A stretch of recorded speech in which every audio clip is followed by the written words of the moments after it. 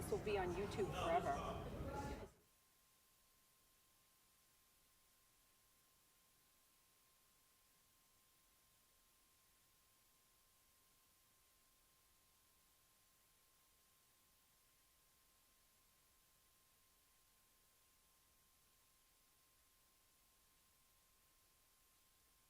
Find yourself a seat. I'm Ellen Hardy from Westford, and I welcome you to the candidates' night for the Chelmsford election that is going to be on the 5th of April. If you are going to be out of town on the 5th of April, you can get an absentee ballot, and those will have to be returned to the town clerk's office by Monday the 4th at noon. As a result of the redistricting from the 2020 census, there are now 11 precincts in the town of Chelmsford rather than 9. So to find your new precinct number, you can simply go to the, it was on the town census form, and that you should have received in the mail this week. And they're also listed by residential address on the town's homepage under election information. In this coming election on April 5th, precincts 1 and 2 will vote at the senior center. Precincts 3 through 8 will vote here at the McCarthy Middle School, and precincts 9, 10, and 11 will vote at the town offices gymnasium. That also means that there's been an increase in the number of town meeting representatives per precinct. That's increased from, they're now 15 instead of 18, so it's gone down since there are more precincts for the same number of representatives. And you will find 4 ballot questions on the ballot on the 5th of April. Printed copies of the questions are available tonight. They're up here on the stage, so grab one of those before you leave, and you can always find them on the League's Facebook page. So when you pick up your ballot, and please do go vote on the 5th, you will find that there are some contests that are uncontested. We have invited, the League has invited all of those people to attend this evening, but some have chosen not to come. I will let you know their names and the positions they're running for, so you will not be surprised when you see those on the ballot. For Planning Board, incumbent Michael Walsh is running for re-election. There's 1 seat. For Cemetery Commission, Jeffrey Hardy is running unopposed for a 3-year term. It would be his first term. For Board of Health, incumbent Eric Meikle is running for re-election for a 3-year term.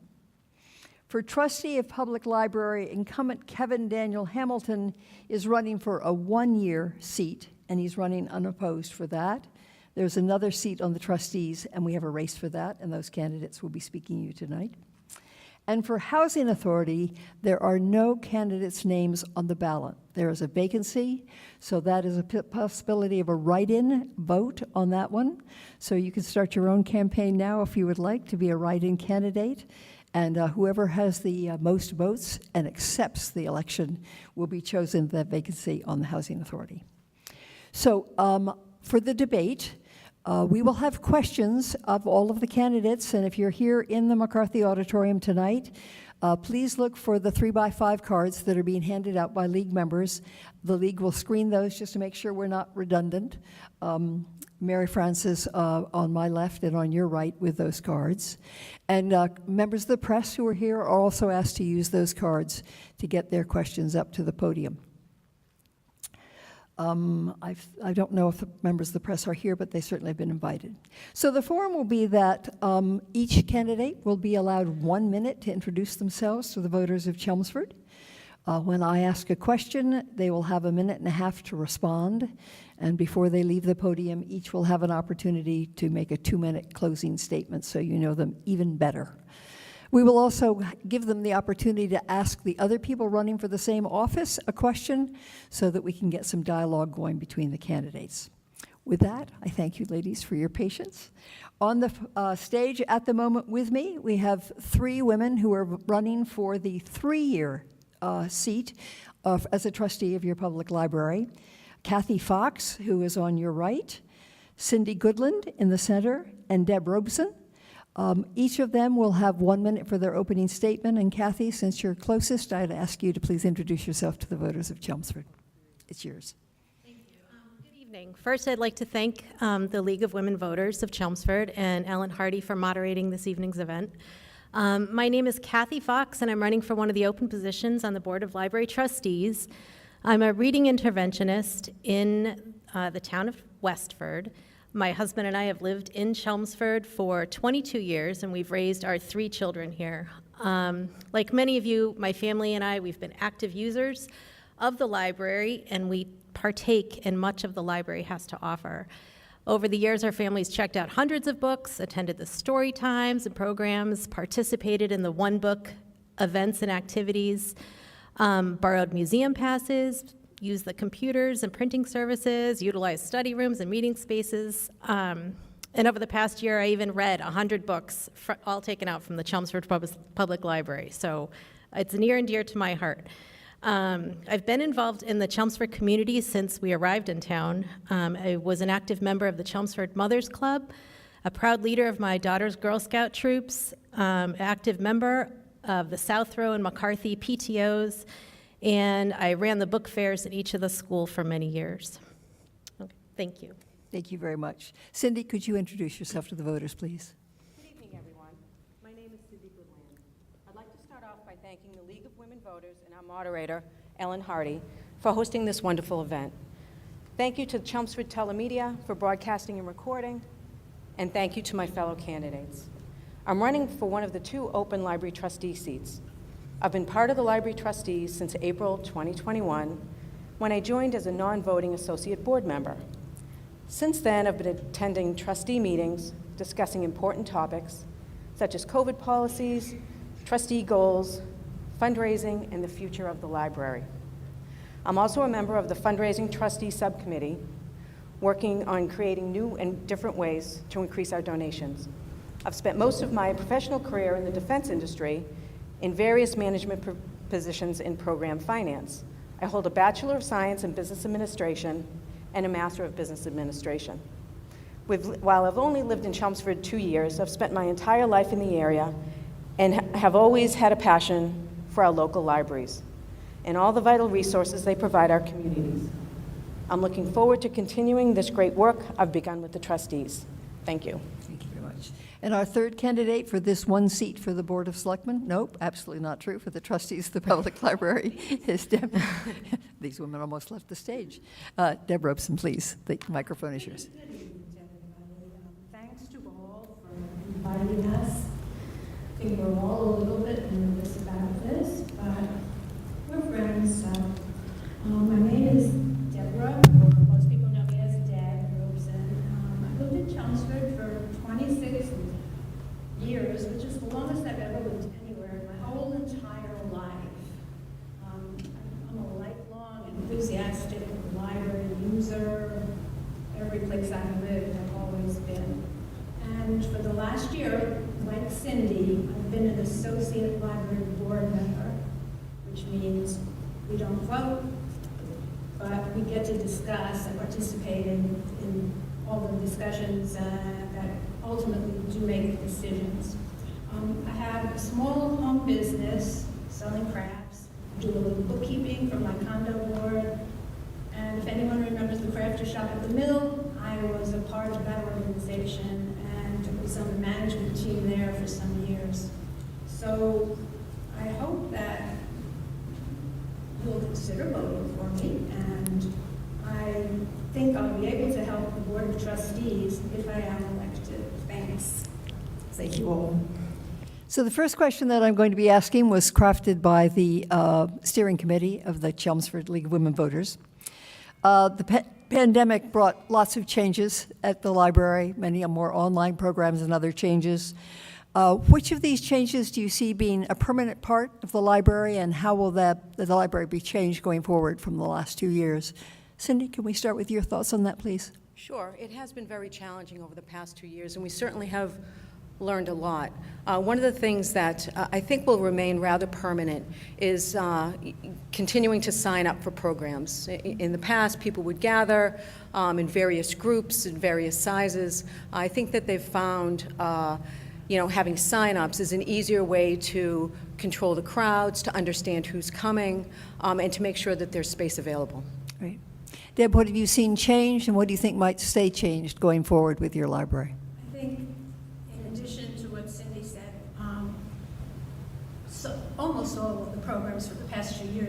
been on Zoom or webinars, and we're slowly transitioning back to having some in-person programs. But it appears that in the future, almost all the programs will still be able to be accessed by Zoom, which is very good for people in the community that can't get to the library for one reason or another. They're frail, they're disabled, and so forth. So I think that's going to be a very good boost for attendance at programs. Kathy, do you see any changes that will be permanent or that might come about from what you've learned the last 2 years at the library?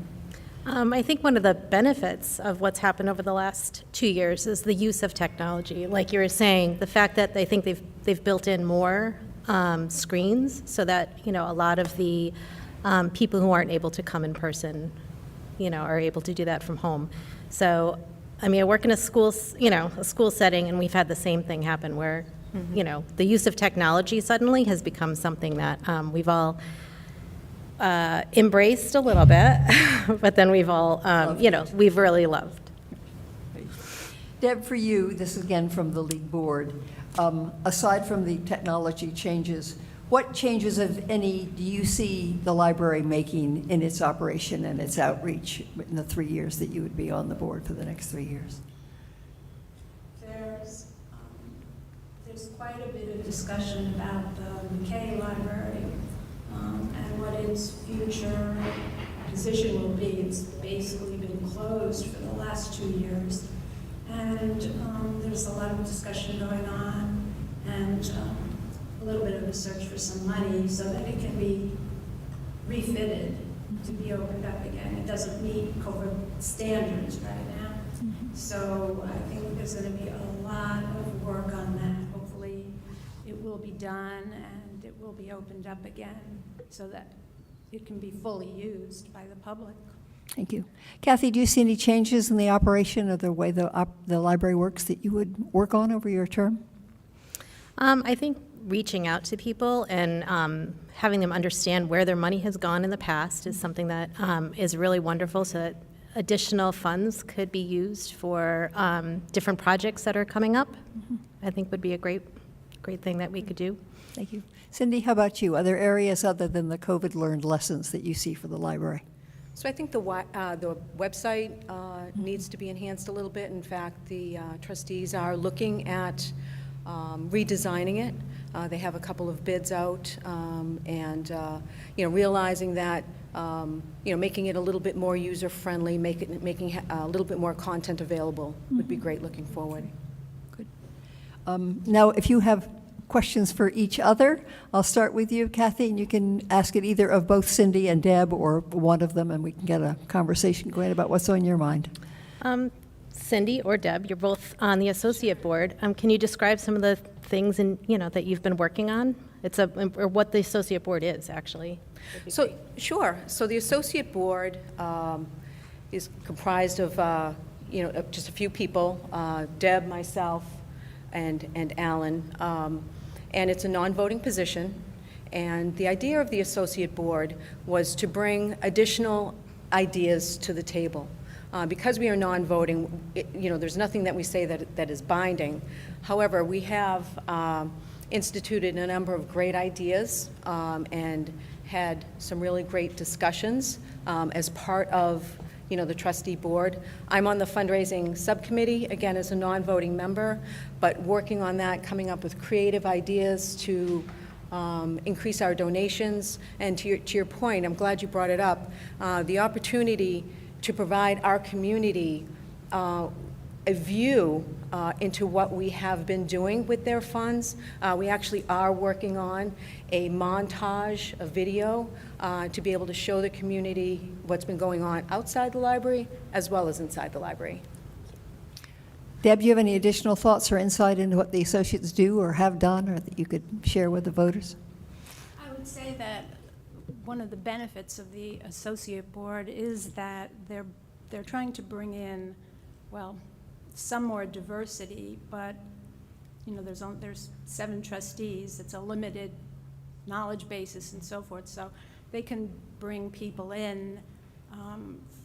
Like there's one lady that is helping the board out because her specialty is grant writing, which nobody else on the board could really do. So it can expand. It's an appointed position, so I think it helps widen the knowledge base. Thank you. Cindy, do you have a question for Kathy and/or Deb? I have a question for Kathy. I would like to ask Kathy what your knowledge of the Board of Trustees... Could you pull your mic over just a Oh, little closer, or you go closer to it? Thank you, ma'am. certainly. Yep. I'd like to ask what your knowledge of the Board of Trustees' activities are and your involvement with the board in advance of the election. Oh, thank you. Well, prior to me pulling papers, I probably didn't really know too much about what the library trustees did. As soon as I saw the call for, that there were open positions, I went, oh my goodness, they need help. And so I ran right into town hall and pulled my papers. And then after I did, I was able to attend some of the library trustee meetings. The library is so near and dear to me that I wanted to do whatever I could to help out.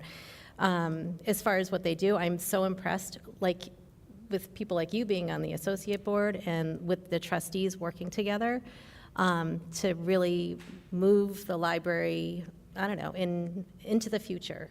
So we know that libraries, we want to make sure that they're around for a long time, and we want to make sure we're listening to the people in town too, and what it is that they want from the library. So a lot of the policies that come up as far as hours that were open, as far as the masking policies, where the money goes from all the fundraising, the McKay Library. There's so many things that are happening right now. It's exciting. It is So, exciting. yeah. Thank you. Thank you. And Deb, you have a question for either of the other women running? I really don't. Okay, no reason to contrive one. And now you each have 2 minutes to finalize your introduction to the voters. Since I started with you, Kathy, with the opening statement, I'm going to go to the other end. Deb, if you would start, and we'll work our way down this. I just wanted to give you a little better idea of Again, Deb, if you could get closer to your mic. Thank you, ma'am. The cable has to be able to hear it. Yep. I just wanted to give you a little bit better idea of how I maybe came to do this and how much libraries mean to me. And in addition to being an associate board member for almost the last year, I have been involved at the library in 2 other volunteer capacities. First, as the leader of a weekly English conversation group for ESL patrons, and that's been about 9 years. And until the pandemic started, I was also doing book outreach at one of the local assisted living places, which we would bring books out, we would find out what the people living there wanted, and we would try and help them out in that. And even many years ago in junior high school, I remember volunteering in the school library. So my mother told a story when I was younger that we had just moved to a new town, and it was a small place, and the library was really, really small.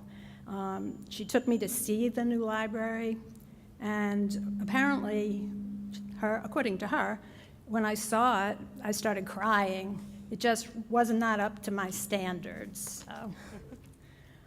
So you see, libraries have always been important to me. In my mind, the library is the second most important public institution in Chelmsford after the schools, of course.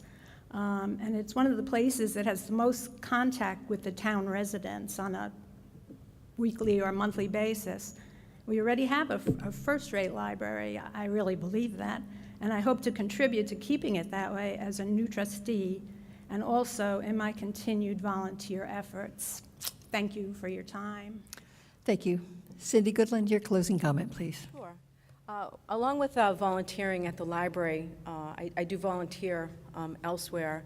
I educate women to improve their financial health by teaching them personal financial literacy. This empowers them to create more secure future for their families and their communities. I'm also on the board of directors of a 501c3 organization holding the treasurer's position. This nonprofit connects professionals with a wide array of industries with students to share their career journey and encourage young people to follow their dreams in STEM. And Continuing on with the volunteering position as the associate board member that I joined a little over a year ago, I feel my contributions so far have been impactful to the current needs of the library. I'm excited at the opportunity to continue to assist in accomplishing the goals of the library both today and in the future. I'm looking forward to seeing events return to the library as we move into this new era of normalcy. Running for this open seat is a natural transition from an associate board member, and I look forward to partnering with the trustees to continue to offer our community many opportunities to explore, engage, and enjoy this vibrant and wonderful resource. I humbly and respectfully ask for your vote. Thank you. Thank you. And closing statement from Kathy Fox, the third candidate for the 2 seats. Thank you. As I mentioned, when I heard the call for the open library trustee positions, I knew it was my turn to give back to one of the greatest institutions we have in our town. As a reading teacher, I'm keenly aware of the powerful role that the library has in our town.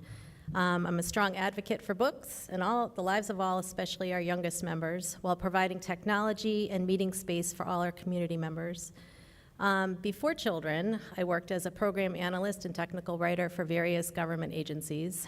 And now as an educator, I've successfully utilized technology throughout the last 2 years of the pandemic, and I see that in part as being part of what the library is moving toward.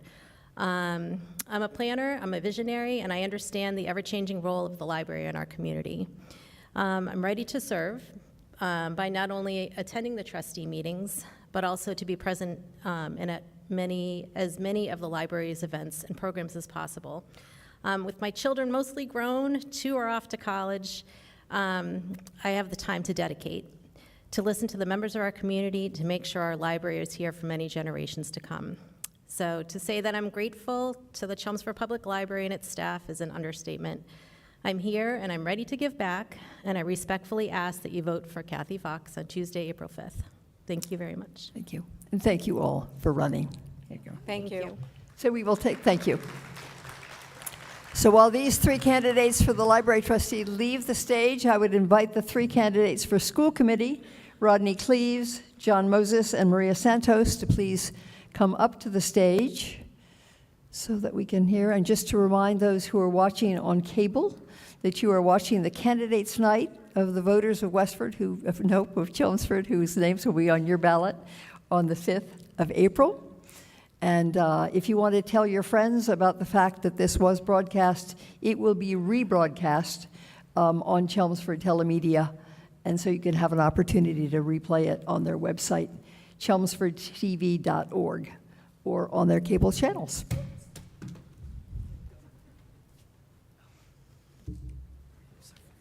Oh, those are Cammy's. Yes. What would you like? Great, from Cammie.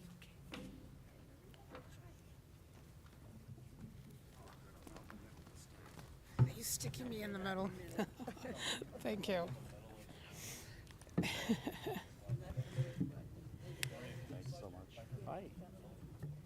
Sure. Either way. Good. Rod is fine.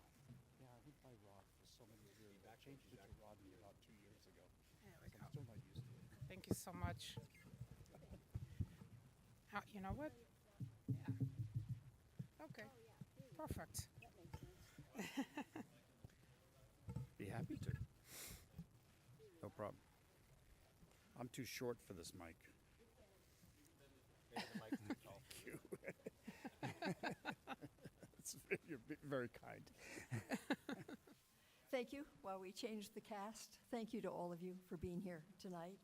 This will be the same forum as we have for the library trustees, each of these 3 candidates who are running for 2 seats on the Chelmsford School Committee will have an opportunity to introduce themselves in a 1-minute opening statement. I have questions both from the league and also from the reporter who is here this evening, and we will give you a minute and a half to answer those. You can ask each other questions if that's something you want to do. It's certainly not required, and then the 2-minute closing. So with that, Rod, since you are closest to me, Rod Cleves, if you would introduce yourself to the voters of Chelmsford, please. Good speaking. Thank you for the League of Women Voters. I had no idea I was important enough to get invited to anything. Oh, well. So, my name is Rodney Elliot Cleves. The Elliot's important to me because I'm a proud member of the Clan Elliot Society. So if any of you are part of Scottish clans, please let me know. I'm going to talk about just what, I have a very diverse background. I've been both a technologist and a theologian, but primarily when Elaine and I married in 1994, we discovered that her house was better than mine. So I moved out of Maynard and we came to Chelmsford, and she was the treasurer of 2 different PTOs. And that sparked an interest in bringing in foster care. We've hosted nearly 500 foster children, and many of them have gone into the Chelmsford school system. So we've got a long history from the parents' point of view of the school system here in Chelmsford. And that's really what sparked me to want to run, and that is also part of my my background and my interest. So there you have it. That's the salient parts. Thank you. Maria Santos is running for re-election. She is currently on the school committee. Maria, please introduce yourself. Good evening. Thank you so much to the League of Women Voters for the invitation. And Ellen, thank you so much for moderating. Thank you. It's great to also be able to thank our TV in town for doing this and carrying it live. I'm running again this year because I've had one term, and during that term, I had wanted to accomplish quite a bit, but COVID came in the way, and it's taken 2 years out of life here, in a sense. So who am I? I'm a woman who's been in this town for over 30 years. I'm married. I have twins who are seniors at our high school. And for a living, I'm an attorney. I bring quite a bit of other experience to this role, which I have 15 seconds to tell you about, so I'll tell you at the end. Thank you. And the third candidate for the 2 seats for the Chelmsford School Committee is John Moses. John, and John also is an incumbent. He currently serves on the board. Would you please tell us who you are and why you want to continue? Sure, absolutely. There's some echo there. So John Moses, I'm on actually running for my 3rd term in the Chelmsford School Committee. I moved to Chelmsford in 2012 with my family, and at the time, just my daughter, Ella. I now have 2 kids in the school system, one in the 6th grade and one in the 2nd grade, and they're a large part of the reason why I run and to continue to serve on the school committee. As a parent of children in the schools, I not only lived this as a school committee member, I lived it as a parent, right? So those day-to-day experiences that parents and staff and teachers and all these committee members had to experience, I was part of that. So those decisions that I make are for my family. The other part of that is over the past 5 years, I feel like I've run a pretty good committee with my team members. We've come in under budget every year, at budget. We've never gone to the town for any emergency money. We've been able to supply things like computers for the students in the school through a one-on-one initiative, and we've been able to provide social, emotional learning programs for the children. And I hope you will vote for me on April 5th, and that is my introduction. Thank you. Thank you very much. So the first question that I will be asking again comes from the Chelmsford League Steering Committee. We will start with you, Maria, on this one, if you would. Currently, our student population is far more diverse than our staff population. What recommendations would you, as a school committee member, feel would best address this issue if you see it as a problem? That's addressed to me. I'm sorry. It is. It's all are going to be asked to answer this. I'm starting with you, and then I'll go to John, Okay. to Rod. So I think that we are definitely becoming a more diverse group in Chelmsford. Our student population certainly is reflection of that increased diversity. And I would agree that our staff and our administration, everyone, does not truly reflect what is the diversity in the school system right now. I think one of the ways to do this is to make it a top priority, to recruit as much as we can into from a more diverse population. And that's a very difficult thing to do, as any school district will tell you right now, because you just cannot find the folks who are going to apply for those positions. But we need to make it a top priority. And another thing I think is very important is encourage our own students to go ahead and go into the world of teaching and to reflect back to their community later on the diversity that they see today. So I think we need to do that more and more. But we're going to have attrition, more and more retirements happening in our system. And as we move forward, we should definitely be recruiting as much as we can a more diverse population into our staff. Students need to feel that they're seeing themselves reflected in the folks who are teaching them every day. Thank you. Thank you. John, can you think of any steps the Chelmsford School Committee can take to increase the diversity of their staff? Sure, and I think if you work on the school committee for a long time, what you realize is you have a really good working relationship with your superintendents, right? So I think you can do one-on-one focus. We also are part of the process for evaluating the superintendent and making sure that he has the proper attention on that. I think Maria has some really good points about the actual process of recruiting for teachers right now. It is actually a really difficult process, and we are, losing people through attrition. So I think there are measurable ways we can do that through discussions, through our goal setting with the superintendent, and just generally having a focus on it as a school committee. And it's something, I don't know if it's something that we can look at for a matter of policy, but it's something that if we could address in policy, I think we should explore that as well. Thank you. Rod, do you have any insight into what the Chelmsford School Committee could do to diversify the staff? Well, since you asked that, I wasn't sure how I was going to answer. And, listening to my two opponents, I'm still not sure. Yes, there seems to be a sense of one-sidedness between the teachers and the students from what I've been able to observe. But I also think a focus on simple diversity isn't enough. Of course, we've been striving for years to say we need to hire the most qualified of individuals, but when two people are qualified for the same position and one has a particular ethnic bent than the other, how do you choose without seeming like you are, well, frankly, racist, if you don't mind my saying. I think we need to be focused more on the quality of the education. We had one foster girl who was purposefully placed into a program that matched her ethnicity. And she hated it, I can tell you that. She didn't want to be in that group. And that caused problems with the school administration because they thought they were doing the right thing by her, but in the end, she wanted to be part of the general population.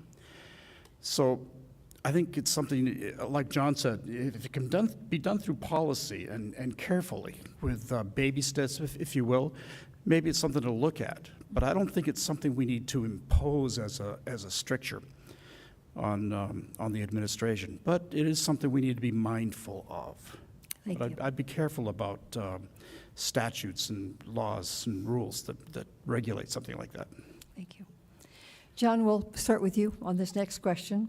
The pandemic has brought about an increase in mental health issues at all levels of education across the country, faculty, staff, parents. What recommendations would you suggest or support for us as a school committee member to address this issue as schools get back to normalcy? Yeah, absolutely. I think we can actually point to things we've already done. So over the past 3 years, and I will tell you, again, I was a parent, I lived through COVID. I watched my 2 children get educated for a year. I mean, my daughter lost half of 4th grade and all of 5th grade, and a lot of people suffered, not just my kid. And I will tell you, there were mental health issues, and as a parent, I had to watch my kids struggle, and it was really hard. And one of the things that we learned as parents, and we have good health insurance, and we're a person of means, we're people of means that can go to a doctor. We couldn't even get therapy outside of the school system because it was almost impossible to find. So what we've done in our schools is we've added social emotional coordinators to further enhance the programs. We've introduced the Strive program in the elementary level to help with elementary students, and we've given it a place to live at the South Row School. So children that need social emotional learning, that need that kind of support, because I'll tell you, as somebody that has the insurance and had trouble finding therapy, imagine being like a single mom or like a single dad and not having the money or the time to bring your child to therapy and give them the best opportunity for education. So we're going to continue to add programs and add people that support social emotional learning for the children. Thank you. Rod, we'll go to you for this about you think things the school committee can do to deal with the mental health situation created by COVID. Well, I have to admit, in this case, I'm in complete agreement with John. You know, I've seen it firsthand. I have a 13-year-old daughter at home, special needs child, who lost out on 2 years of her education, virtually, because she wasn't the type of person who could tolerate Zoom meetings or whatever they were using. Google Classroom, I think, is what they were using. She just couldn't pay attention to it. It didn't, and we found, my wife and I found her regressing, becoming angry, and only in the last month or so she's beginning to come out of her shell, and I actually saw her smiling today for the first time in months. So I think, I'm not entirely sure that, you know, what's already been done is great, but I'm not sure we can do much more. I think it has to be a case of weaning out of it, living out of it, growing out of it. And the kids will lead us. They really will. They'll tell us what works, what doesn't work. And we also have to trust our teachers to you know, help them where it needs. If there's a point where some light-duty counseling, say in homerooms or something like that, you know, let the teachers spark a conversation and see what the kids have to say. Thank you. Okay. That's about it. Thank you. Maria, your thoughts on this issue of mental health and throughout the school system? Yeah, these 2 years have been truly amazing in the way that we've had to refocus the way that we taught the children and that we delivered education in our system. It worked in some parts and better for some students than for others. And I think the credit goes to an incredible staff and in many ways to an administration that was able to keep this all going. Now we need to face the reality that one, some education curriculum has been lost, and two, that the social emotional aspect of things really needs to have a very large focus. I've been saying this for the past year. How are we going to do this? We've added some positions in counseling and in psychologists, which I think is very, very important to the children. Families need access to these services. And the children who have lost the most, in my opinion, have been in the special ed and also in EL, because they need more one-to-one face time than they were able to get over the last couple of years. We're going to have to continue to focus on it. We've got some extra funds that have been made available, and we should use them accordingly to make sure that these children receive the support that they need in order to be able to get back on track with their lives and to continue to build the self-confidence that I hope everybody leaves with when they leave our system. Thank you. Thank you. This question is from the reporter from the Lowell Sun, Cameron Morsberger, who's here with us this evening. We talked about how students have had to make adjustment about going back to in-person learning, but many teachers also have to make adjustments. And there seems to be an exodus nationwide of people leaving teaching. So what are the plans as a member of the Chelmsford School Committee to make teaching the environment better for teachers and to keep them in the Chelmsford schools? Rod? Oh, wow, that's tough. I'm not sure what one school committee member like myself can have any effect on that. But I know we're coming up on union negotiations soon, right? These two would know more than I would about that. Basically, I'll go back to a very similar answer that I gave you in the last question. Trust the teachers.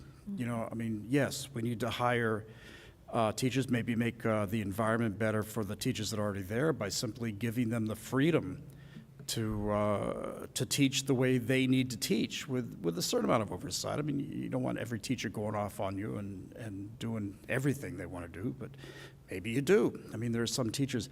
I'm a big believer in reading, writing, and arithmetic, frankly. there's certainly a place for the other studies in social studies classes and some history, maybe a civics class.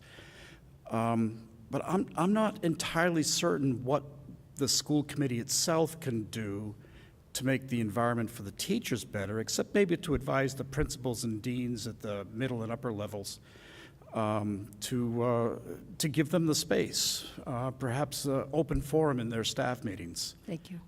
Okay.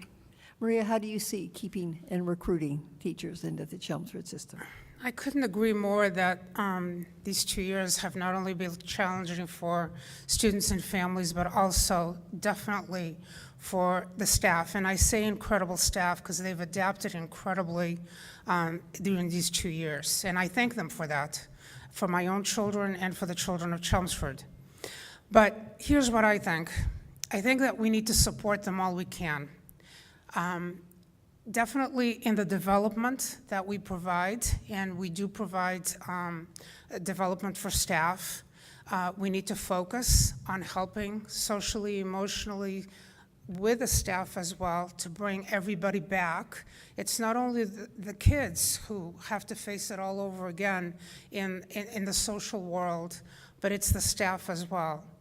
And I think in addition to that, we need to really carefully think about the new world we're in. It's a much more competitive employment world, and we want to keep the quality of our teachers in our system. So we are going to have to really focus and make sure that where we allocate the goods in the budget and where we allocate the funds for teachers and staff is put right in the right place so that we continue to have top-notch folks who have the confidence themselves to be in front of that classroom every day and help these children move along. Thank you. Thank you. John Moses, your thoughts about how to recruit and keep school teachers in Chelmsford? Yeah, absolutely. I think, I'm going to agree with Rodney. So Rodney, I'll agree with you on that. It is difficult for the school committee themselves to directly affect hiring, right? We're not the hiring, firing. We have an HR organization that runs that. What I will say, though, is these teachers deserve support from the school committee and public praise, and they deserve public praise from parents and other staff members within the school.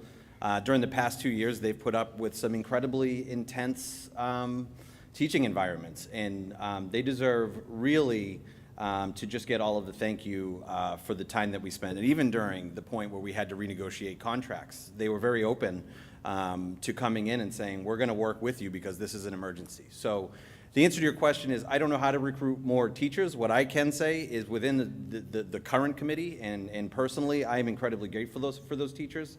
I am on the negotiating team for the teachers union this year, and I do this, while I cannot negotiate on the podium, this is something that has kind of lodged itself in the brain as an important topic for me. So thank you. Thank you. This question is from the League Steering Committee. How do you see the future development of the UMass Lowell West campus impacting the Chelmsford school system, particularly at the elementary level where apparently there's already some overcrowding? Maria, use your crystal ball here if you would, please, and then we'll work. I'm nodding my head. Personally, on a personal level, I think what's going to happen in that development is important for our town. And it's for everybody and not just for young families in the town. So given that, what the developer said and predicted was that there would be anywhere between 50 to maybe 60, 70 children coming into the system. At what levels? They don't really know. When? They don't really know. Either do we. There was some money negotiated as part of this agreement to help through when the budget isn't there and the children come into the system. I agree. At the elementary level, we are full load right now. We're going to run out of space at some point. We have been looking at buildings. We just did a study, and there's a recommendation that's been made to build a new middle school. That's the proposal that we're going to be presenting to the state. and then that would leave another school available. It would be to replace Parker. And Parker might then be available to be an additional elementary. Space is an issue. Middle school can still handle a few more students, and the high school can take a couple of hundred more students. So, agreed, it will add and it will impact the system. John, that may have been the answer, but do you have other input into how the Chelmsford School Committee can anticipate this influx of students? Yeah, anticipating incoming students is actually really difficult. You don't really actually, like Maria said, I agree with almost everything she said there. And I will say, though, that in the near term, there isn't really a lot we can do to fix it, right? We're not going to be adding any new buildings in the next 6 months. We're not going to be building a middle school in the next 6 months. And our elementary schools are vastly overcrowded. They're well overcrowded. We've had external companies come in and look at the buildings, the condition of the buildings, the spacing of the buildings, how many students in the buildings. And quite frankly, the capital situation for buildings in town is not good for the schools. So, like Maria had said, we are looking at doing a combined middle school, which would then free up one of the middle schools as an elementary school, which would free up some space. But even that solution is, you know, if we voted on it tomorrow and said yes, and it got through the town and through town meeting, you're talking 10 years for a school. And if you want to talk about one of my projects for the next three years, and one of the things I'm really going to be supporting, it's going to be the MSBA project to get money for a new middle school, combined middle school, ECC, and a new CTM network for all my CTM people in the back. But in the short term, there's not much we can do. We're just going to shuffle the kids around where we can, and then we're going to continue to work to try to increase the space within Chelmsford over the long term for future generations. Thank you. Rod, do you have any other way that the school committee can adapt to this new group of students that will be coming? Not really. Okay. They covered it all, but I will tell you, I went to an assembly at my daughter's school not too long ago at Center School, and you don't need any statistics to know that it's way overcrowded.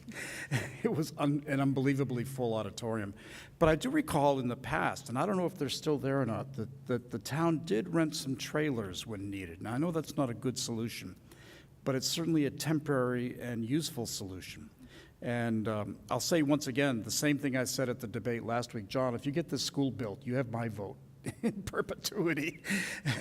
Thank you. That's it. Okay, this question is, again, from the reporter from the Lowell Sun. Cameron asks John if you see bullying as a problem in the Chelmsford schools, and if so, what systems are in place or can be put in place to support students who maybe experience bullying?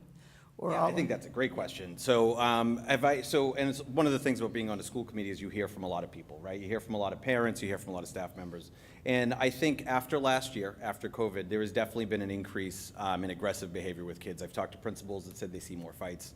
And again, this is why we're doing a lot of these programs like social and emotional learning, and we're trying to have counselors available for students, and we're trying to have therapists available for students in these different programs to try to help to get them work through it. Is bullying an overarching problem? Is it something that is consuming our day-to-day? We don't deal with discipline every day. However, I would also hear if it was more of a trend, and I think we just have to, it's been a hard year for kids, and I think kids need to decompress and figure things out, and we need to give them the tools so they can come out of this year and go into next year in a better place. So that's what I think. Okay. Rod, how do you perceive bullying in the Chelmsford school system, and what do you see both for the students and Look at me. I mean, I was bullied all my life. I was on the other end of it. And the one thing that was no one could talk me into feeling better about myself after I'd been bullied by my peers. But I will tell you, I think bullying is less of a problem now because it's being recognized and dealt with on more of a systemic basis. However, bullying is one of the most difficult things to actually identify for an administrator or a disciplinarian to put their finger on. You know, was that girl bullying her, or were they just bantering back and forth? You know, that kind of thing. But I think if a bully is identified or suspected, we really need to have a zero tolerance for something like that, or maybe a one strike and you're out type thing.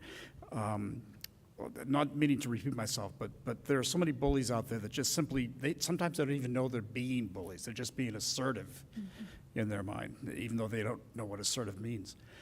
But it does have an impact. And my wife and I worked very hard with an anti-bullying organization in Lowell that was started actually by a boy in junior high or middle school, that was bullied. So yeah, I understand it. Dealing with it is difficult to identify, but once identified, it can be dealt with. Thank you. Maria, any solutions here, both for the endemic problem and for the one-on-one problems? I think bullying is probably one of the things that can leave the greatest impact on any child in their lifetime. And I would say to you that we have a policy in place that's an anti-bullying policy. I would like to see that policy implementation be actually brought onto the agenda again pretty soon, just to see how it is being implemented and making sure that we are following all of the processes that we need to in order to ensure that bullying does not occur. Now, what John said is actually, I think, also true, that after COVID, it's been much more difficult in the schools to keep behavior, quote unquote, where it should be. And the whole social emotional component of things has definitely caused a lot more issues to rear in the system. But I think it would be important to bring that onto the agenda, see what the processes are that we're following in order to implement the anti-bullying policy, and make sure that it's being done. It is one of the greatest impact on any kid. There's no question. Thank you. So now I've asked you the questions from the League and from the Lowell Sun, so now it's your opportunity to ask questions. And this is not mandatory, but if you do have something that you're interested in knowing one of the other candidates' viewpoint, John, I'll start with you. You can ask it either to both Maria and Rod. It's the floor is yours at the moment. Sure, I have a question for Mr. Rodney, just based off of the last week, and then I have a question for Maria. So Rodney, last week, and for anybody that didn't get to watch the Republican debate, we had a debate last week, and one of the topics we were discussing was therapeutics in school, just like we are now, SEL. And you had made a comment, the structured and long-term programs, the counseling, you were a little nervous about that. So, as you can tell, I'm a supporter of social emotional programs in the school, and it sounds like you have a different view, and I was just kind of curious on your view. I'm not sure if I have a different view, and you're right. I'm not just a little nervous, I'm scared to death. But my personal point of view Sure. is that I tend not to want to see a lot of structure around the counseling. I don't want to go up to a child or a group of children and say, we're going to take you into this room and counsel you for this, that, and the other thing. If a child wants to come to a counselor, if a child wants, at that age, a little gentle nudging, I think, here and there. Certainly someone in the counseling department, long-term counseling, needs to be available. Don't get me wrong. We need to have that support. But I'm just nervous about having it foisted onto a group of kids because a certain thing. I mean, a thing happens in school, a shooting, God forbid. Mm-hmm. Counseling can be made available, but not forced onto them. We think you are damaged because of this, that, and the other thing. No, that's not the way to go. And I'm not sure that's what you are actually recommending. I tend to be a little more hands-off on that kind of thing. Okay, thank you. You want to ask your question of Maria now, too? And Maria, it's a similar question. What is your, and I know because I asked specifically about that comment, but for you, what is your viewpoint on diversity within the schools? What do you think about Chelmsford diversity? Yeah. John, you have to know, after being on this school committee with me for 3 years, Not for me, it's for that diversity is part of my life. I believe deeply that we need to be inclusive, that, every child should have the ability to see themselves in the system and to get the very best they can from the system. And I want the system to work for them, and to reflect their diversity. So no question about it. Diversity, I'm a part of diversity. Being an immigrant myself to this nation and coming when I was 9 years old, and English is my second language and this is my second culture, although I consider myself totally an American at this point. And I think everybody has diversity. It's not just one thing, it's many, many things. Thank you. Thank you for that opportunity. Rod, do you have a question for either Maria or John? Actually, I don't. Okay. I'm not going to waste the time. All right. Thank you. Maria, you. your turn if you'd like. I'm going to ask John. I think one of the things dear to John's heart is his role as a veteran. And I would like to give you the opportunity to talk a little bit about the things you've done to bring the veterans' perspective to the school committee. Yeah, absolutely. I think that's a great question. So one of the things, and Rodney was also in the military, and there's several veterans in the crowd, is you learn terms. Not only do you learn terms, right? You can learn a word, but what does that word really mean to you? So things like selfless service was a really important term for me in the military, and serving on behalf of others, which in the military was my soldiers. And towards the end of my career, towards my retirement from the Army, I felt like selfless service and honor and giving back and giving of yourself is the whole meaning of service, whether it's on the federal level in the Army and going overseas, or whether it is serving your community. All of those are really deeply held beliefs for me. And every day that I go to the school committee or we make decisions, I really think really hard about how does this affect my town or my students? And all of that really just boils down to selfless service, putting yourself in someone else's shoes and trying to make good decisions. So thank you. Is Yes, it okay Maria. to ask Rodney a question? Absolutely. Sure. I know you're also a veteran yourself, so thank you for your service. And wondered if you are elected to the school committee and you serve on the school committee, what's one thing that you would like to bring to the school system that you don't think is there now, but we need? Good one. That's you're asking me the reason I'm running, basically. I want to strengthen, PTOs notwithstanding, the communications between the administration and the parents. Like I said in my introduction, my wife and I put a lot of children into this school system. And I don't know if we've been blacklisted, but we were actually told to stop putting kids in. But we were doing it because we were mandated. State statutes require you to keep the kids in their original system when they can, but if they don't have an original system, an origin system, they have to go to the local school system. And I was actually told by one of the deans at the high school that we were overwhelming them with our own children. We only had 2 kids in there at the time. That's my main concern. I'm also concerned, because I have a special needs daughter, I'm also concerned about the special education, how the IEPs are written and performed and the process. And I'll give you one platitude because I can see I'm running out of time.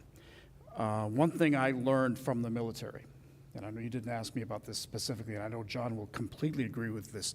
There's an old saying that we had, was mission first, people always. And that's a platitude, not a pious platitude, but a very deeply held belief. Thank you. Thank you all. And now it's time for you to close out with your closing comments for the voters. And Maria, I think we'll do you, and then we'll do John, and Rod, we'll let you have the last word. Okay. You had the first word. Maria, please, the floor is yours for 2 minutes. Well, I'd like to once again thank the League of Women Voters and Ellen for running this wonderful debate.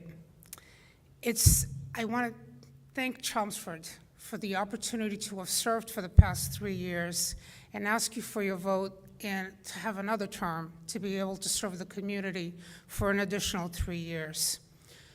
This system serves 5,000 students and their families. It's a very important system.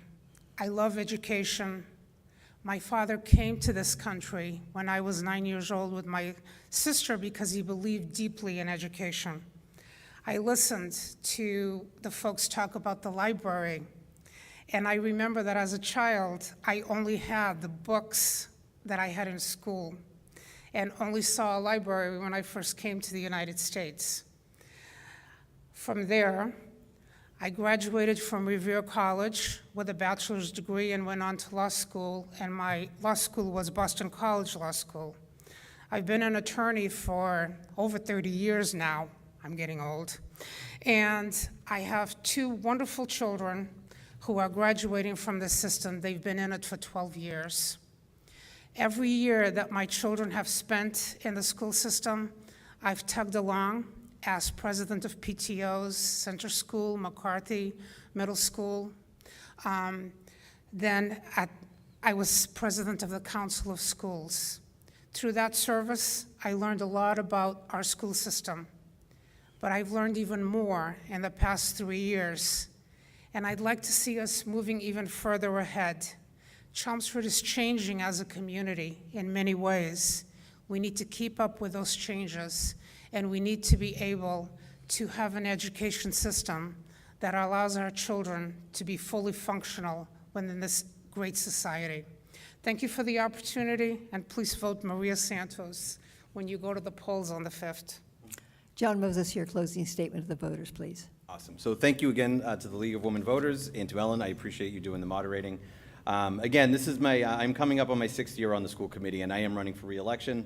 If you judge a school committee over what our actual job description is, over the past 5 years, again, we've kept a stable budget, and we haven't gone to the town in an emergency.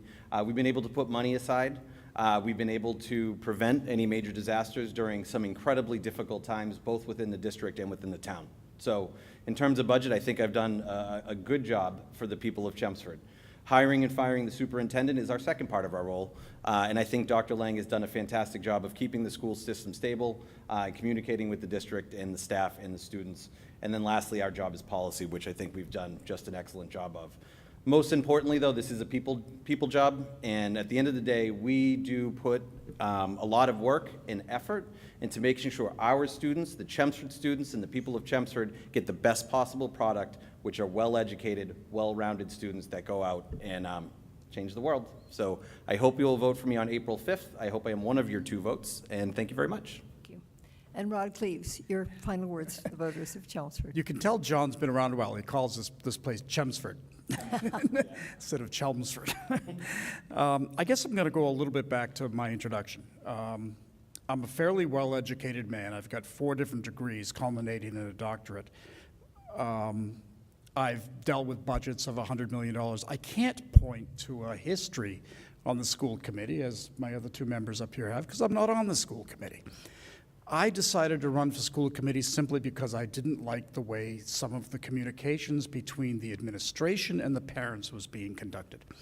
And I thought the best place to do that was on the school committee. Now, 1 member may or may not be able to have any effect on that. I'm not sure.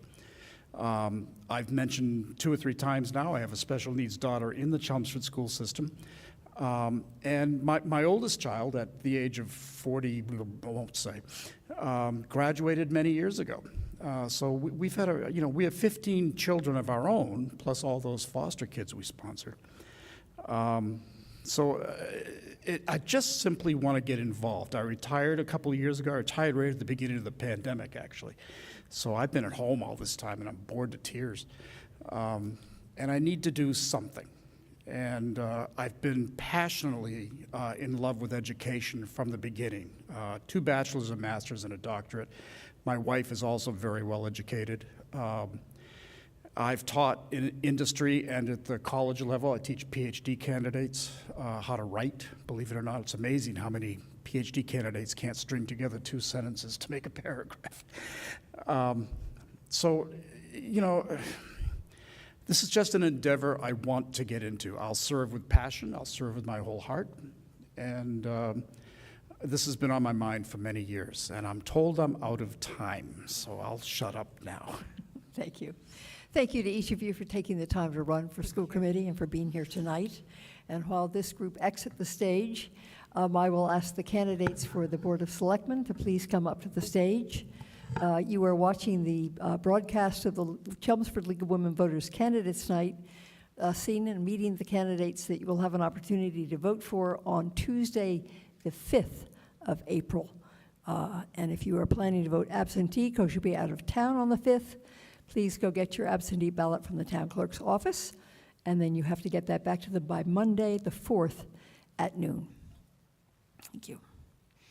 So for the Select Board, we have 3 candidates who are running for 2 seats. Virginia Crocker Timmons, who is currently on the Select Board, Pat Wojcik, who is also an incumbent at the Board of Select, and then Aaron Drew is the 3rd member running for one of the 2 seats.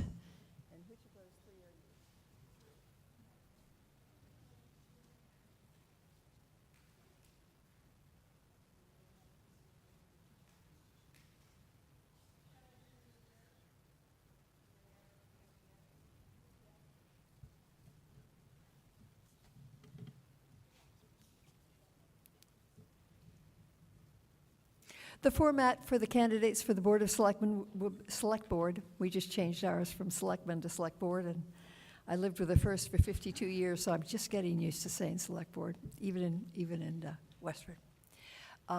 Each of these candidates will have a minute to introduce themselves to you. They will then have 90 seconds to respond to questions from both the League and also from the reporter from the Lowell Sun. And then they will have a chance to ask each other questions and a 2-minute closing.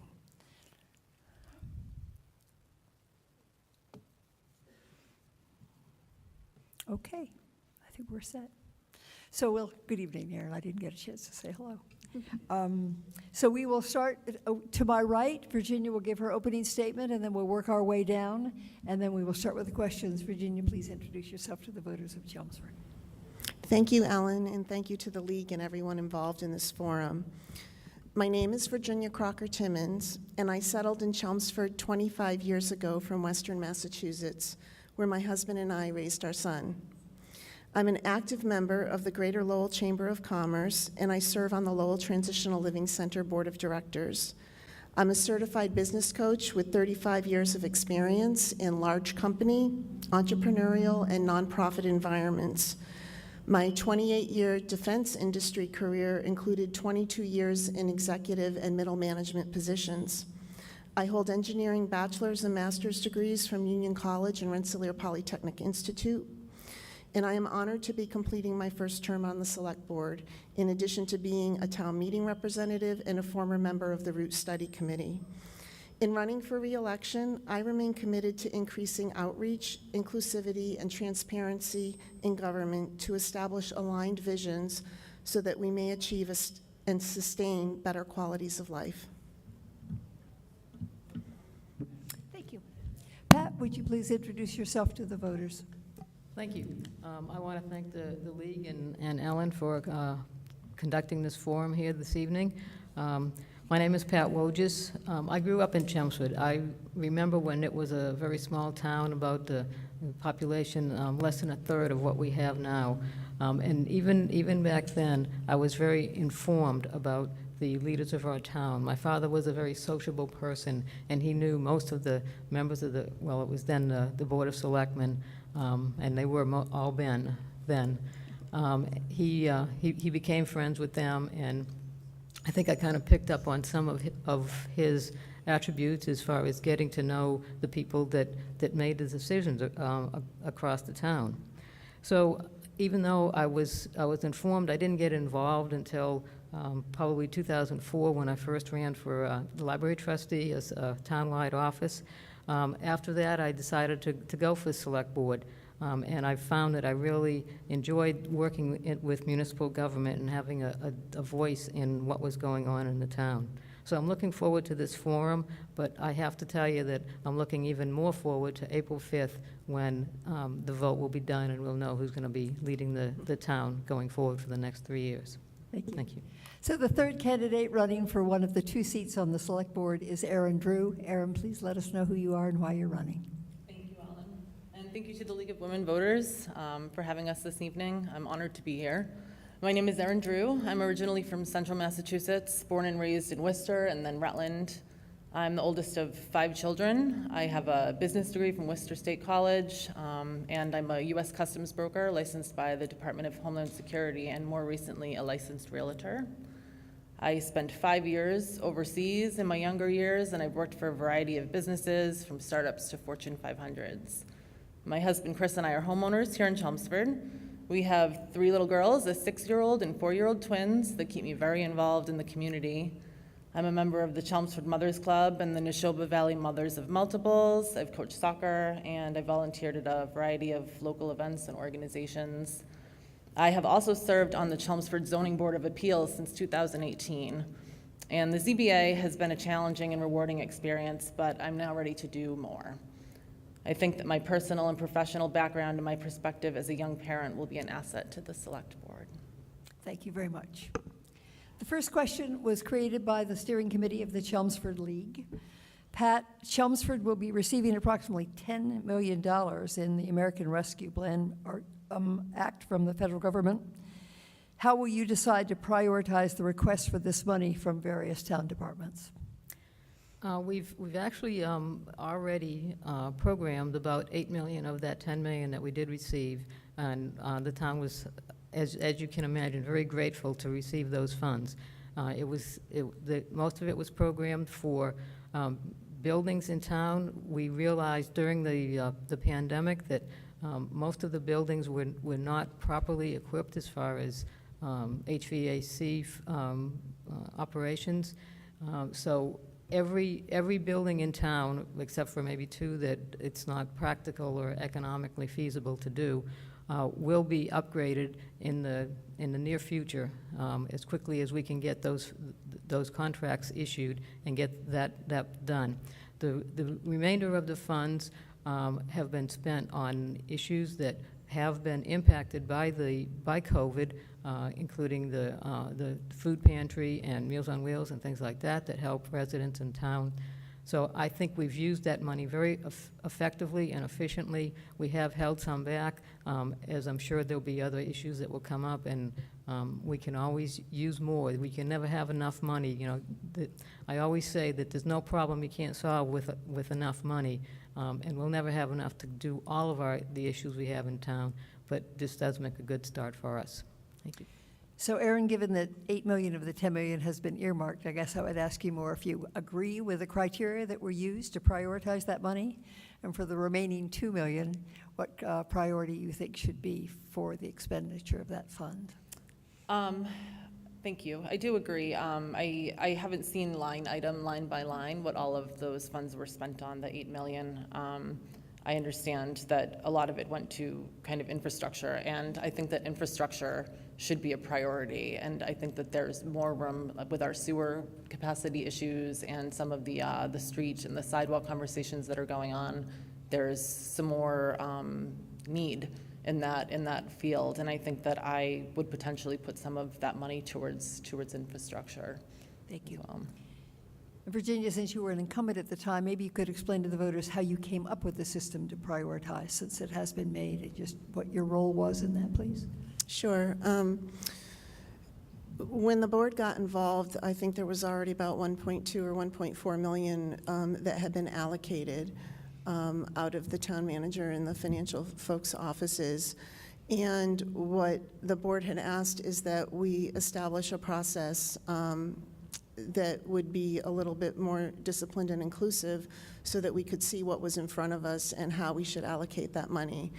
And so we invited basically proposals for that funding to come in from town departments, and other folks submitted proposals as well, and we went through that and evaluated it. And in addition to the priorities that Pat identified, there were some other things that came up. The use of the funds is so broad in terms of what's allowed.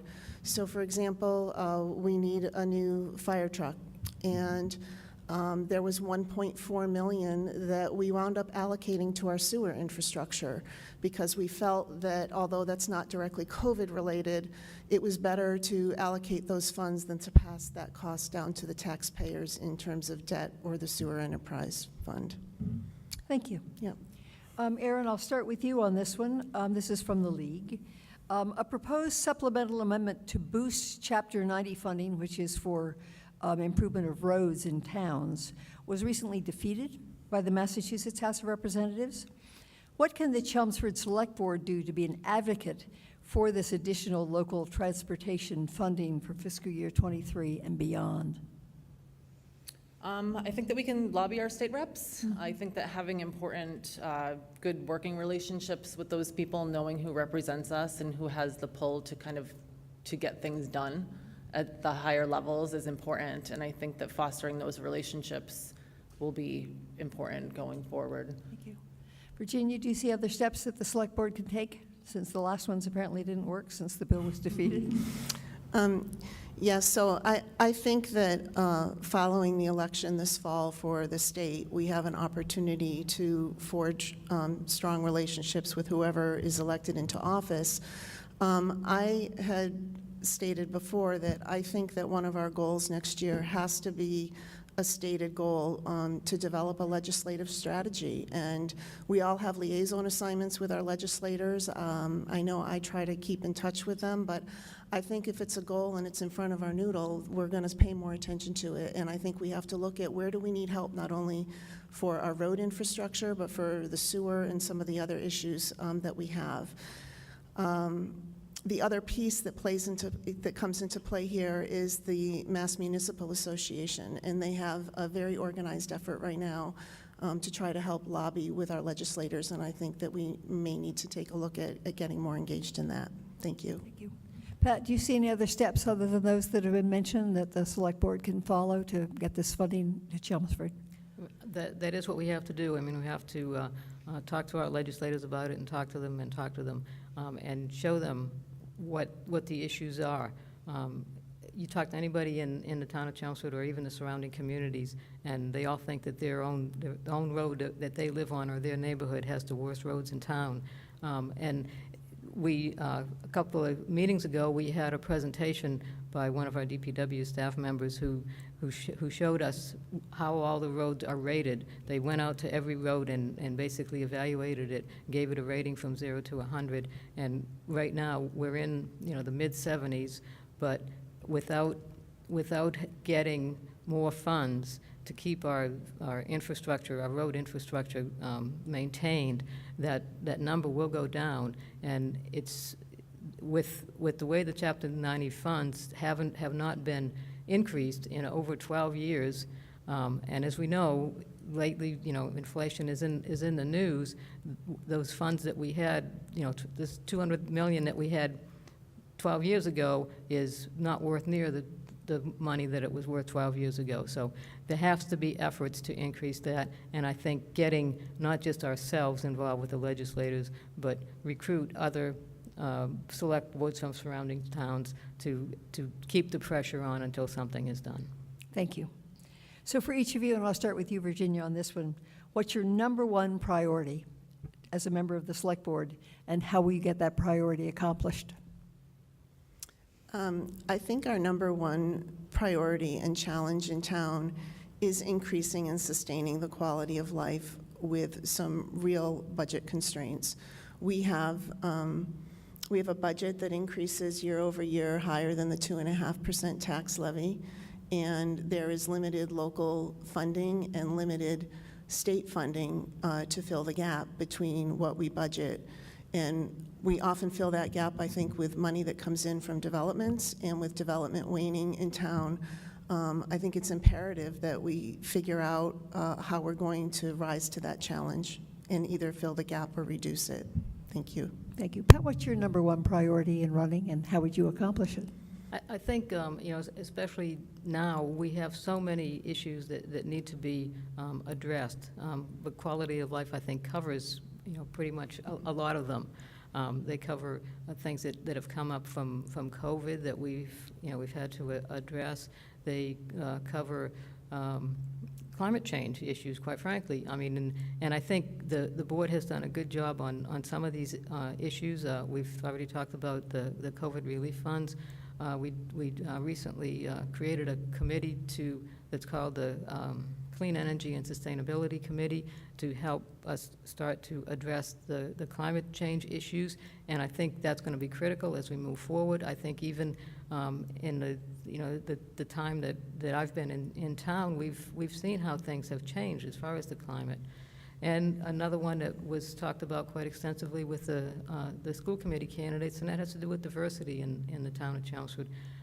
We know there is a diverse population, but to look at town meeting and to look at the committees that we have, you wouldn't know it. And we created a committee, a Diversity, Equity, and Inclusion Committee, to help the town of Chelmsford be more aware of the diverse population that we have and get them more involved and get everybody to kind of understand the different cultures that we have in town and how we can all work together. Thank you. Erin, your number one priority as a member of the Select Board, and how would you accomplish it, please? I think my number one priority as a member of the Select Board, my focus would be development. I think that development is a huge issue in town right now. We need to really focus our energy and figure out what we want that development to look like and how we're going to manage it to keep it on that track.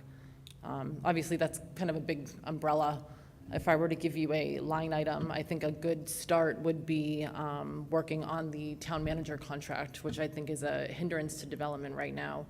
We are without a contract. It's hurting us financially. It's hurting our bond. It's hurting our competitiveness as a town with our business partners. I think that would be a good first step, getting a contract signed with one town manager or another, either way, frankly. And then after that, I think focusing on the new business development office that Lisa Maroney is working would be good. And obviously there's a million more projects after that fall under that umbrella also, but I'll end there with those. Thank you. Actually, your comment was a segue into the next question, so I will ask it of Pat and Virginia because you've already answered it. The town manager is currently working without a contract. Given that the Select Board most recent evaluation of the town manager's performance was, quote, above average, does it not seem reasonable to have a contract with the current town manager? Pat, and then Virginia. I totally agree that the town manager should have a contract. I've made no secret about that. I think he does an excellent job. He's very responsive, very accountable. He brings forward reports and presentations anytime we ask for anything like that. I think he has managed in the past couple of years during COVID. He has managed the town very well. So I have no issue with the town manager, and yes, I do believe he should have a contract. Virginia? So I'll say again, I have talked to council, and I don't think it's appropriate for a current board member to speak about a future appraisal or future contract, especially since the contract's been in executive session. What I will say about the past performance appraisal that you referenced is that you need to look beyond the number and read the words, and the discussion around how we arrived at that number. I think the board, the majority of the board that took pause on awarding a contract is dealing with some complex issues and considerations. And I would just, again, I ask for your trust that I'm putting the same level of due diligence into that I've put into every other matter that's come before the board. And I don't believe that performance reviews and contracts should be rubber stamped. And I think that sometimes we have to take a tough stance if we don't feel the rubber stamp is appropriate. Thank you. Thank you. This question was asked by a voter who is here this evening. It's a little bit long, so bear with me while we go through it. It has to do with the Chelmsford Center for the Arts. Regarding the Chelmsford Center for the Arts, with the retirement of the volunteer director this May, a new management model is needed. The Select Board is seeking proposals for contract management, and also the local housing authority has expressed interest in renting space for offices on the first and second floor, which would result in the closure of the Chelmsford Center for the Arts. 2 years of COVID has hurt operations at CCA. Do you believe that the Center for the Arts should be given an opportunity to succeed with the new management model? That's question A. Whose decision will this be? And do you support keeping the Chelmsford Council for the Center for the Arts? So we will start, Erin, with you on this one. So it's the three-part question. Do you think that the center should be given an opportunity to succeed with new management? Whose decision will it be? And do you support keeping the center? I think that without having seen the new management model, it's fairly difficult to comment on whether I would agree with it. I I'm sorry, what was the second part of the Whose question? decision will it be as to whether or not the It's- Housing Authority or the center stays there? What happens to that building? It's my understanding that this would not go to a town vote, I believe, but the select board would have a decisive decision there. And in regard to my support of the CCA, you know, I think they do some wonderful work. I think that they are a valuable part of kind of the downtown master plan. I think having them there is a wonderful contribution to that area, and I would like to see them stay there. I'm not sure what that would look like going forward, but I would generally be in support of trying to keep the CCA in the center, yes. Virginia, the three parts is, should the center be given an opportunity to succeed with a new management plan? Whose decision will it be? And do you support keeping it as a center, as a Sure. center? So let me just say, I think it would be heart-wrenching to lose the CCA as a cultural and an arts asset to our community, and it's a huge part of our quality of life that I said was an earlier priority. So in terms of the management model, that is actually out in the public domain. It was reviewed during recent select board meetings, and what the town manager has done with approval from the select board is issue an RFP to see if we could bring in a professional event management company to carry on from where Susan Gates left off. The challenge that we foresee in that is that the CCA only holds 200 people for a large event, and the numbers might not work. So that would then leave the question of what do we do from here? I'm aware that the Housing Authority has been talking to the town manager about leasing the space for offices.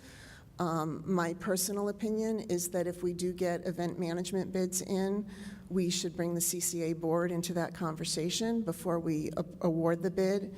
And I think if we don't get any in and we have to look at what are we going to do, we need to bring the CCA and the community into that discussion. I think I've already heard some very innovative ideas of how we might be able to keep the CCA alive without turning it into an office space that's leased out by the town.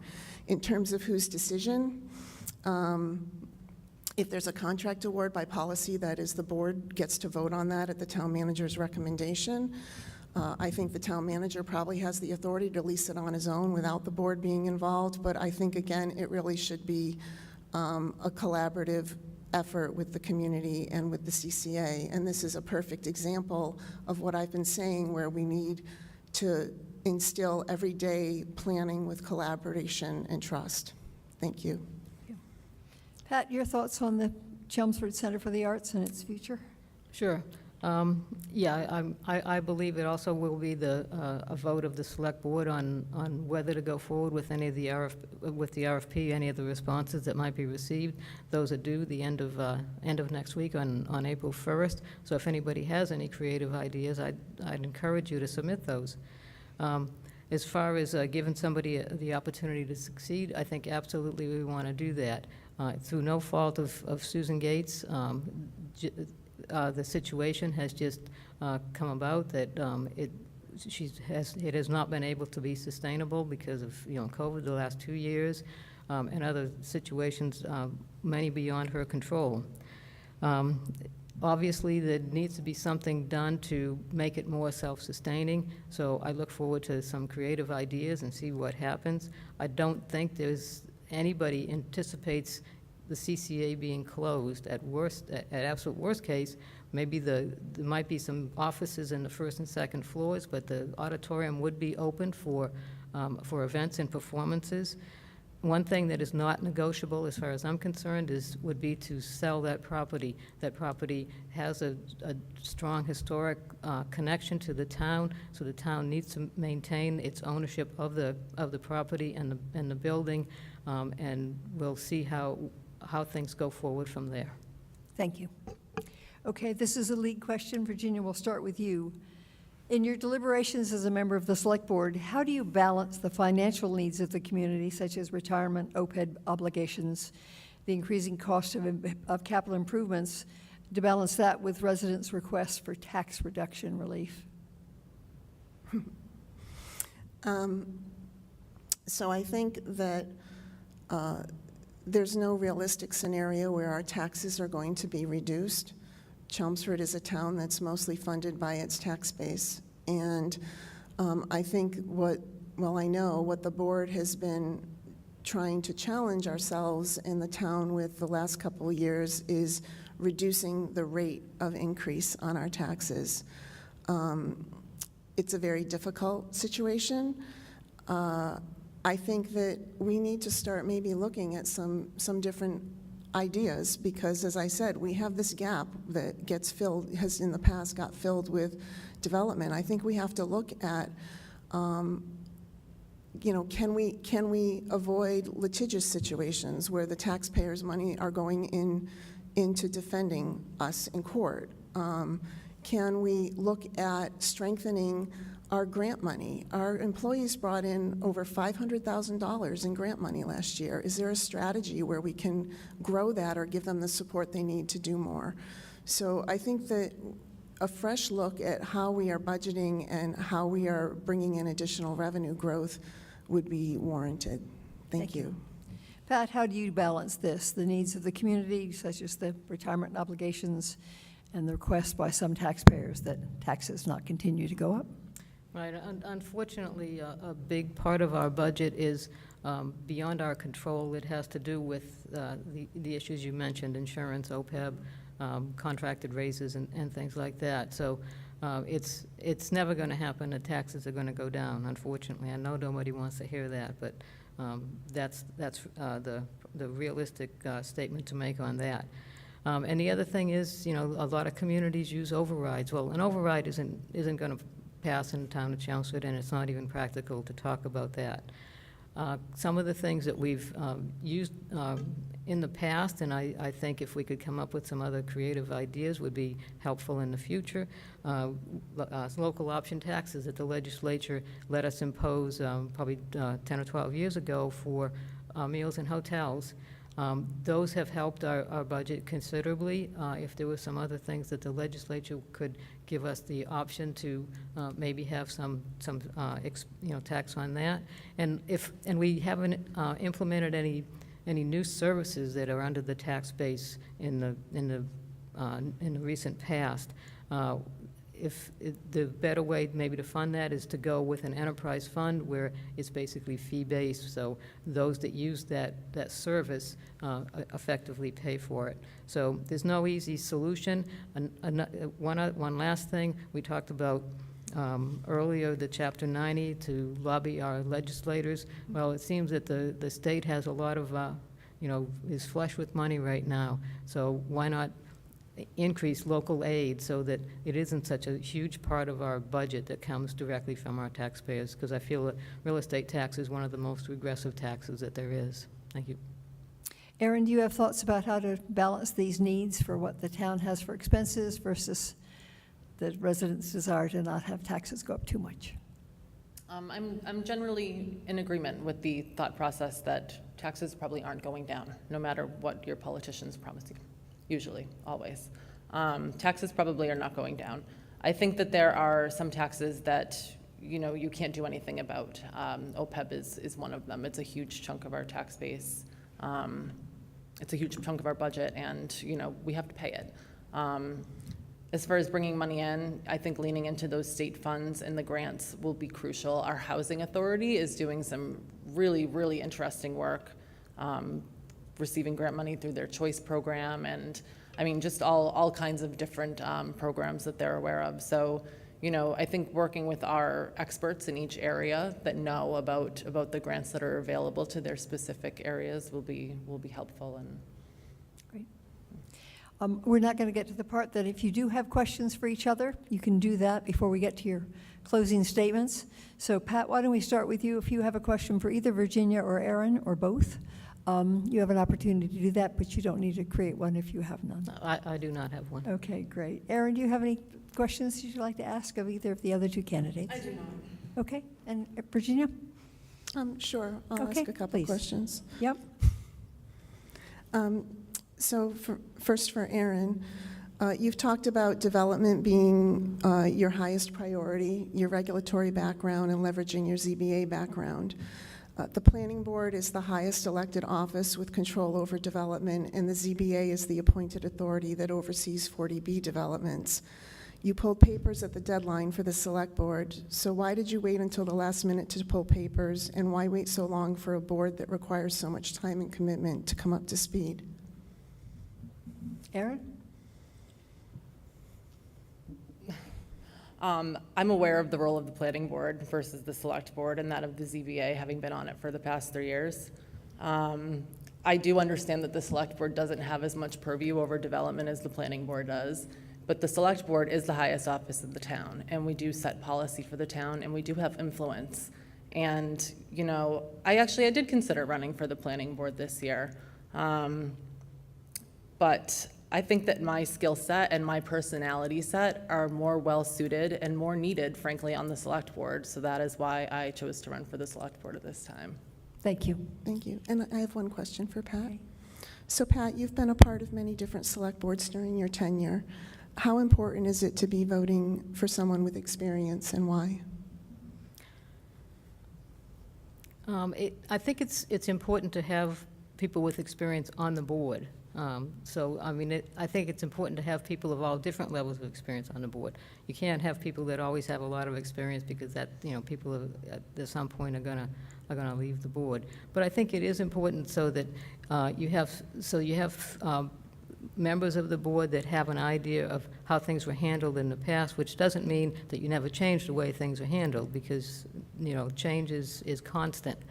But I think it is critical to have at least one member of the board that has some, background and experience on what happened, 3, 4, 5 years ago, or maybe that many terms ago, as far as what happens in town, so that we can go forward in a right way, or know how to change that to make things better. So I think it's important to have people at all different levels, all different experience levels on the board. Final analysis. Thank Thank you. you for the answer. Thank you for the questions, Virginia.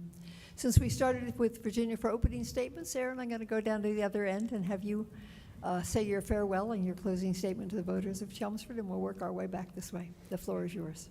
Thank you, Ellen. Thank you again to the League of Women Voters for having us. Having been in town for some time now, one of the things that I've noticed and come to admire about Chelmsford is the number of multi-generational families in town. This has made me even more fond of our town and dedicated to the idea that this may not only be where my husband and I raise our children, but that in many, many years, mine may become one of these multi-generational families. With this thought in mind, I want to help ensure that we maintain the character of this town and move forward in a way that nourishes our existing community and plans for our future community. So here I am. And the question many of you are asking yourselves is, why should you vote for me? A town resident contacted me recently and asked me if I thought it was time for new blood and fresh ideas, quote unquote. And my reply began with, I think that new blood and fresh ideas are always good, but should be measured with experience and know-how. I have some experience and know-how, but this is quite obviously not what makes me unique in this situation, particularly given my impressive competition. But what does make me unique is that I am new blood and I have fresh ideas. I'm a younger member of our town government, and I have a young family. I have a different life perspective than many of my colleagues, and this perspective is one that is underrepresented here in our town government. So just to be clear, I also have a very healthy respect for those who came before me and who will surely be trusted advisors as I move forward in this journey. Their experience and the work they have put into our town is very much valued. But the select board is a 5-person board, and with a 5-person board, shouldn't we have both experience and fresh perspective? This is what I can bring to the board. And with this combination of fresh perspective and tenured experience, the select board can and will move forward with expanded vision and purpose. And with that in mind, I respectfully ask for your support and for your vote on April 5th. Thank you. Pat, your closing statement to the voters, please. Thank you. Thanks to the League of Women Voters, and thank you to you, Ellen, for coming out here once again, all the way to Chelmsford to moderate this debate, and Chelmsford Telemedia for broadcasting it. Some of you may not be aware, but since I've been on the board, Money Magazine has rated Chelmsford twice as one of the top 25 places to live in the United States. They complimented us several times in their articles about the small-town feel of Chelmsford, which I think is true, even though we can no longer be considered a small town. So my goals on a select board are to serve all the residents fairly, and has been mentioned several times, to maintain a good quality of life for all the residents and even the businesses in town, and to continue to provide the services and amenities that we've all come to expect here.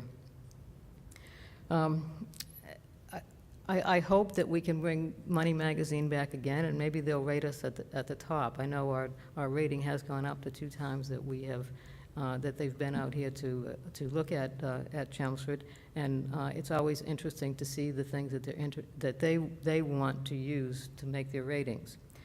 So I want to be involved in helping to improve the town, to not just for Money Magazine, but for all the residents in this town too. So with that, I'm going to ask for your vote.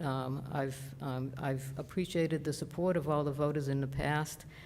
So on April 5th, please vote. The polling locations are open from 7 a.m. to 8 p.m. Make sure you know where you're going, since a lot of people are in a different precinct than they were last time you voted. And I respectfully ask for one of your 2 votes for the Select Board on Election Day. Thank you. Thank you. And your closing comments, Virginia, please. Thank you. Thank you to the League, everyone here, and the viewers at home for the opportunity to participate this evening. When I ran for my first term, I said that I wanted to combine my transferable skills, my love for our community, and my commitment to learn about municipal government toward leadership for the people for the betterment of Chelmsford. With that, I've invested 10 to 20 hours per week during my first term, listening to residents, doing due diligence for matters that come before the board, advancing new board initiatives, and serving as the board representative to various committees, including being the lead member in establishing the first vision and value statement for the town. I've continued to advocate for deliberate planning, transparency, open discussions, accountability, and valuing different perspectives in our decision-making. My focus going forward in leadership for the people includes continued priority in 3 areas. The first is the quality of life of our residents across our diverse community. Every action the board takes, whether related to policy, traffic, conditions of roads, taxes, open space, our historic and cultural assets, or supporting the growth of local business, impacts our quality of life.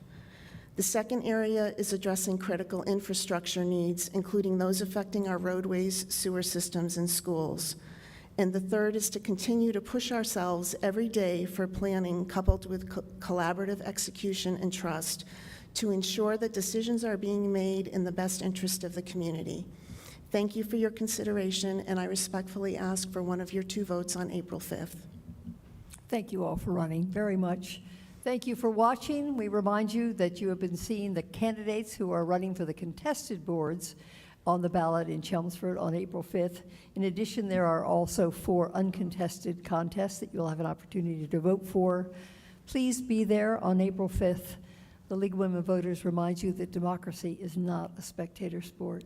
Thank you and good night. Thank you. Thank you all for running.